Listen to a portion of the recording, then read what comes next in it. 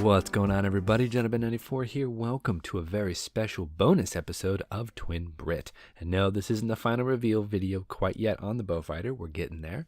But I have so much to do, I wanted to go ahead and break it up into two videos as opposed to one gigantic video. So today, we're going to go ahead and push on with the camouflage. This should be a really awesome, fun time to do. This is our camouflage layout that they give for us, and this is really handy to have. I love the fact that Tamiya did that. But I don't want to cut it all up. So instead, I've made copies. Now I should be able to cut these copies up and use that as your basic design for the individual camouflaged areas. So we're going to go ahead and cut those out, get those all ready to go, and see what we can do. Now I do have to talk about the paint. Now the bottom paint is kind of this azure blue. I've actually made up my own azure blue, and I've mixed it up with similar ratios to what Tamiya says you to use, which is some white. We're also going to use some light blue, and then I used just a touch of purple. And I've kind of mixed that all together, and I've come up with what I think is a pretty passable looking color. So we're going to use this, and we're going to marbleize the entire bottom of the aircraft. Get that all ready to go, get a really nice and cool marble effect, and hopefully this should be a really fun technique to use. So let's go ahead, load it into the airbrush, and give it a try.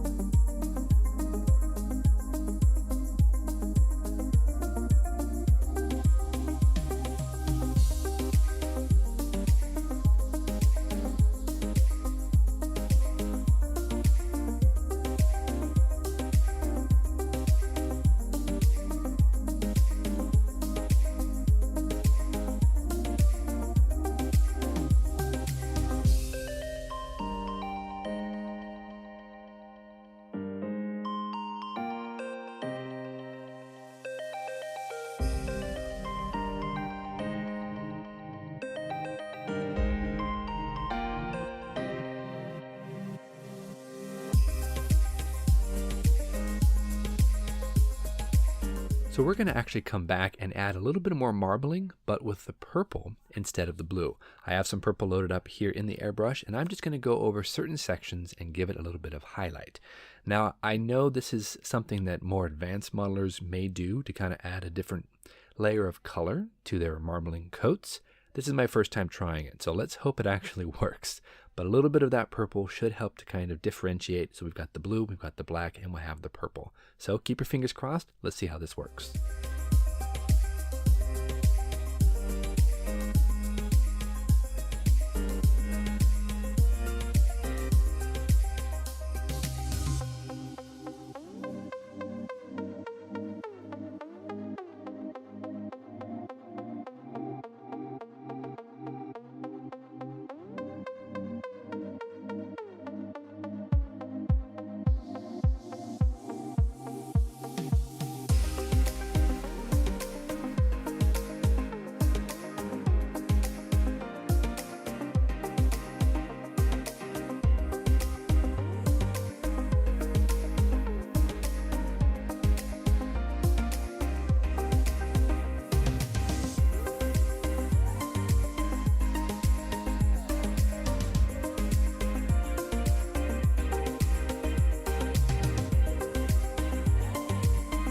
So that was a lot of fun, guys. We have the purple, we have the blue, and we have our black that shows through from the NATO Black primer coat. And I don't know if you could really tell and get the full extent of just the different color variations, but it's really cool looking. I like it a lot. So we're going to go back. We have a highly thinned coat of our azure blue that we mixed up before. I'm going to lay that down over the entire model in real general broad sweeping strokes. Again, it's super thin.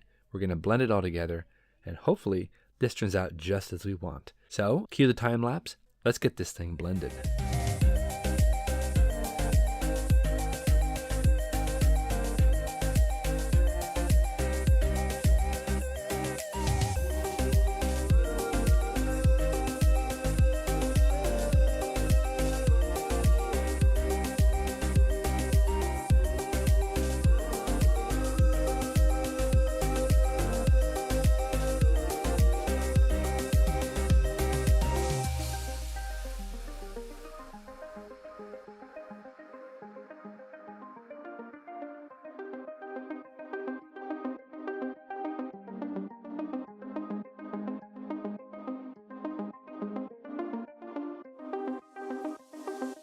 All right, I think this has been a total success. I love the fact that it's mostly blue, but we do have bits and pieces coming through, like we have the purple and we have the black. So I think that is beautiful. Hopefully you can tell on camera. Again, it's a little bit difficult because the tones are difficult to get through on a camera. But hopefully you can see a little bit of shade variation. We have a little bit of the dark showing through, a little bit of the purple showing through, and we have the azure blue mixture that we did before. So now we're going to go ahead and tackle the top of the camouflage. Now I have my masks kind of set up here, and we're going to be doing something a little different. I like trying to freehand camouflage patterns. It's something that I really want to try to do, so I'm going to go ahead and take these individual patterns that we have cut out from our Tamiya instructions, and I'm going to take my colored pencil here in a brown color, which I'll be using later on when I weather, but I'm just going to trace the outer edge of this camouflaged pattern. And I think if I can get this just right, I'll have a nice strong line that I can airbrush to, plus I'll have a cool feathered effect between the light brown and the darker brown, and this should hopefully look really snazzy. So we're going to go ahead and do that for the entire model. As you can see, we're left with this really kind of cool traced line. I think this will be a really neat thing to go ahead and have. I'm just going to outline each area, adjust where it comes to the curvature, because the flat paper doesn't account for those. So we're going to have to make a few adjustments, but for the most part, I think we're going to have a very cool guide to go ahead and follow. So let's move on, see what we can do. We have the entire model outlined for the camouflage. I'm also using a little bit of this putty here to go ahead and give us a nice demarcation line between what will be brown and then the blue undercoat we just applied. Everything looks really cool, but I'm going to use that blue tape to go ahead and cover up the different areas to make sure I don't have a lot of overspray, because I might lose some of that cool subtle shade if I have to go back and repaint the blue a bunch of times. Now for paint, I'm planning on using the base sand yellow that I picked up from my hobby store that's made by Tamiya, but for the brown, we're going to actually do a little bit of a mixture. The Tamiya instructions ask us to go ahead and use a 50-50 mix of flat earth and the red brown. We're going to go ahead and do that mixture and hope that that works out just fine. So here is our desert yellow. I've mixed a little bit of isopropyl alcohol, about 2 parts thinner, 1 part paint. So let's go ahead and cover all the areas with that desert yellow, and let's see what happens.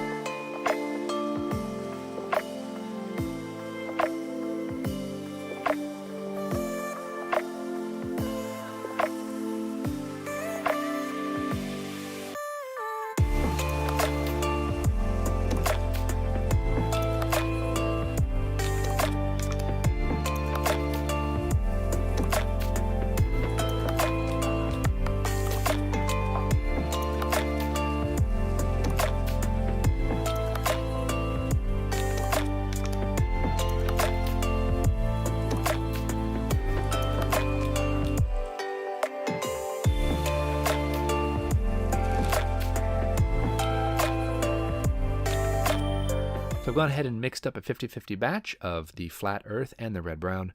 Everything is looking really cool. We're just going to go ahead and cover the area and hope that it looks the part.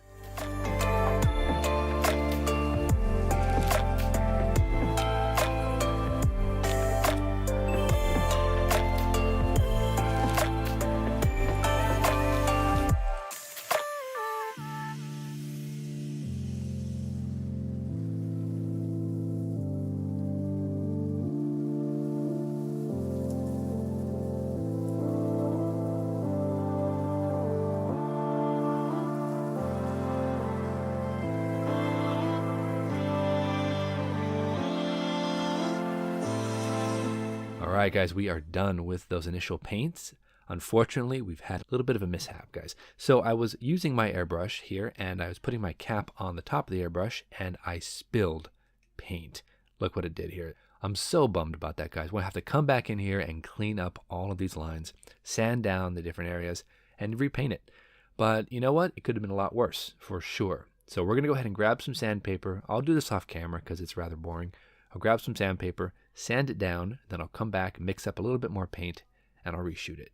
Otherwise, yeah, the blue turned out beautifully. I love the different contrasts. We might lose a little bit of that contrast, but I'm going to really try not to. Again, I hate it when stuff like that happens. I'm going to jump back in there. Let's get that blue taken care of. We'll come back, see how it looks. All right, guys, the blue is repaired. I think this looks the part. Looks fine. So we're good with that. I'm going to touch up a few extra parts and pieces off camera, but the next major area we have to paint, the front of the nacelles. I want to get that copper painted on there. Now here and here, both of these need to be painted, as well as the entire front of the cowling. So we're going to go ahead and use some tape, and we're going to mask it off and use this. This is copper. So keep your fingers crossed, or hopefully it's going to work fine. But first, we got a mask. So I've taken my Tamiya tape and I've cut it into very thin strips. I'm going to make that initial outline with the tape, and we're going to use blue tape to cover the rest of it. This should be decent enough. All right, guys, we are set. Everything is masked off. Let's go ahead and hit that airbrush and see what we can come up with.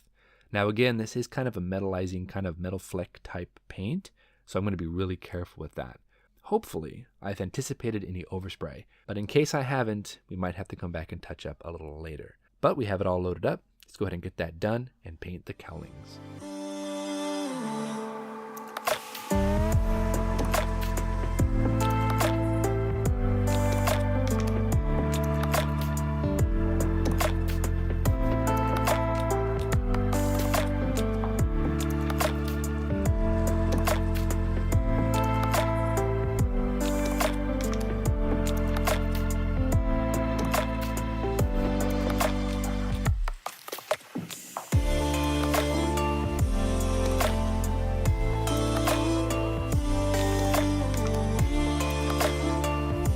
Alright guys, the copper is finished. Now I have to be honest, it was a little difficult to get that to stay mixed. It kept wanting to separate in the paint cup, but I think we've done a decent job, and here we go. This is the copper. We are finished here for that.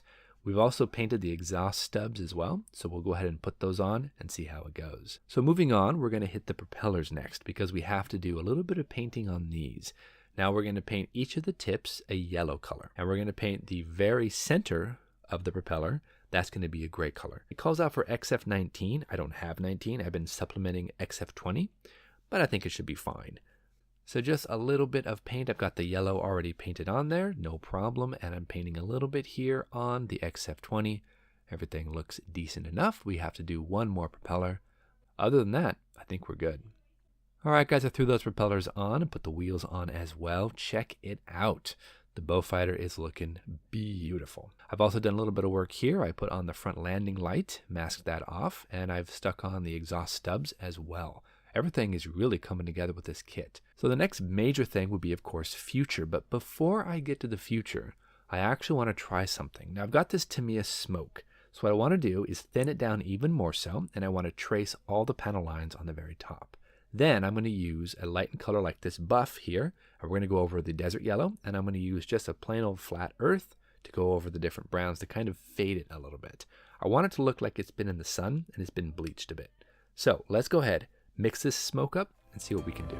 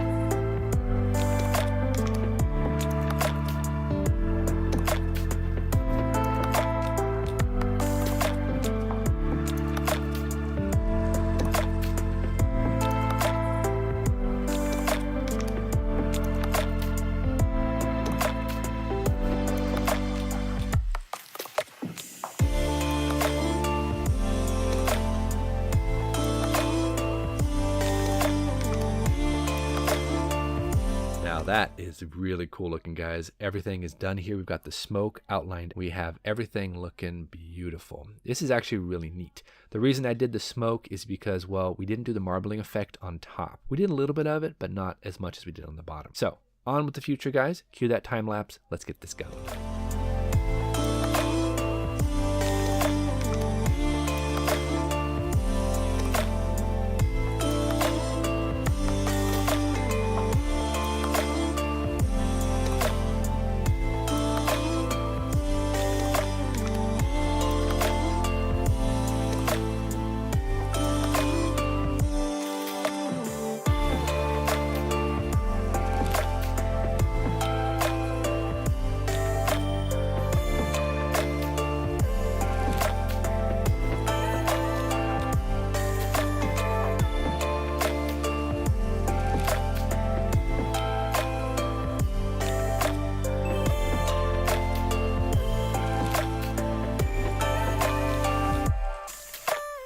guys, we are done. The future is dry and I am loving it. So you can see here we have subtle changes on the top from the smoke, and also a little bit here and there from the lightened buff color and also from the flat earth. I've got a beautiful, beautiful finish on this. I really like how that future works. Next, of course, will be the decals. Now, decals will be a little challenging because I'm going to have to come back.